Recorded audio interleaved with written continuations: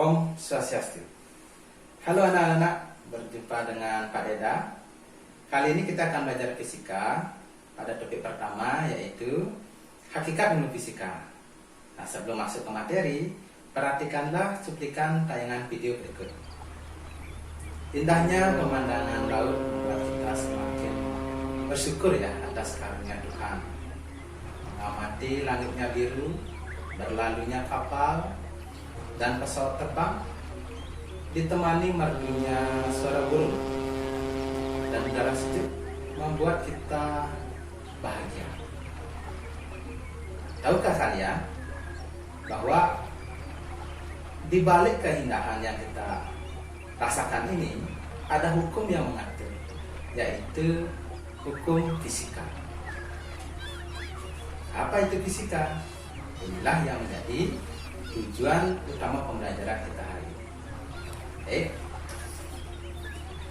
Adapun tujuan pembelajaran yang akan kita capai yaitu yang pertama, menjelaskan hakikat ilmu fisika, menjelaskan peranan ilmu fisika, menjelaskan metode ilmiah, menjelaskan sikap ilmiah, dan menjelaskan keselamatan kerja di laboratorium. Baiklah, masuk ke materi. Mari simak video selanjutnya. Check it out.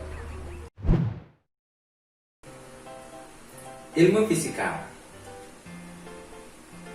Apakah yang dimaksud dengan ilmu fisika? Fisika berasal dari bahasa Yunani dari akar kata physis yang artinya alam.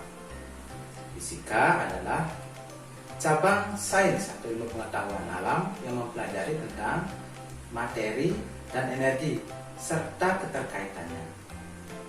Pada hakikatnya, fisika dipandang sebagai produk ilmiah,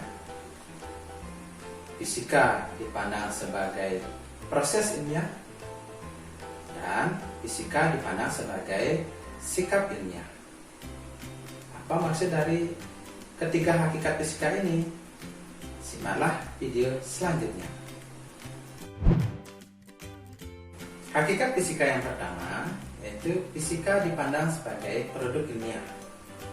Seorang ilmuwan ketika mencari informasi atau mendapatkan informasi, tentu informasi yang diperoleh sangat beragam dan banyak. Maka dari itu, ilmuwan mengkategorikan informasi-informasi yang didapat ini ke dalam produk ilmiah. Dalam bentuk apa saja produk-produk ilmiah ini? Dalam bentuk yang pertama, ada fakta, kemudian ada konsep, ada prinsip, ada hukum, ada teori, model, dan yang terakhir rumus. Mari kita bahas satu persatu. Fakta. Fakta itu adalah benda atau fenomena alam yang diamati oleh indera dan bersifat umum. Artinya apa? Setiap orang yang mengamati fenomena atau benda-benda ini pasti merasakan hal yang sama. Berikutnya, konsep.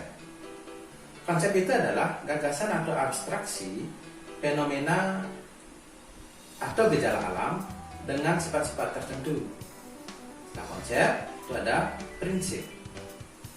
Prinsip itu adalah hasil generalisasi hubungan antara konsep yang satu dengan yang lain yang berkaitan.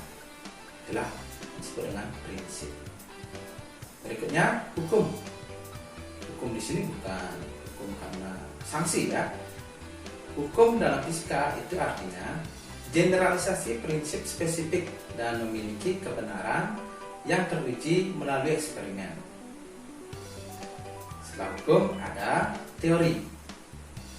Teori itu adalah generalisasi umum dari berbagai prinsip yang saling berhubungan. Selanjutnya, model. Model itu adalah representasi dalam bentuk visual, baik benda maupun fenomena. Selanjutnya, rumus. Rumus itu adalah persamaan atau formula matematika dan hubungan antar variabel dari fakta, konsep, prinsip, hukum, atau teori. Jadi inilah informasi-informasi yang didapatkan oleh ilmuwan dalam bentuk produk ilmiah. Selanjutnya, hakikat fisika dipandang sebagai proses ilmiah. Ilmuwan ketika ingin memperoleh ilmu pengetahuan tentunya harus melalui tahapan-tahapan atau langkah-langkah berurutan atau sistematis yang harus dilalui oleh ilmuwan, disebut dengan metode ilmiah. Nah saja urutan langkah-langkah pada metode ilmiah. Pertama, observasi. Selalu diawali dari observasi.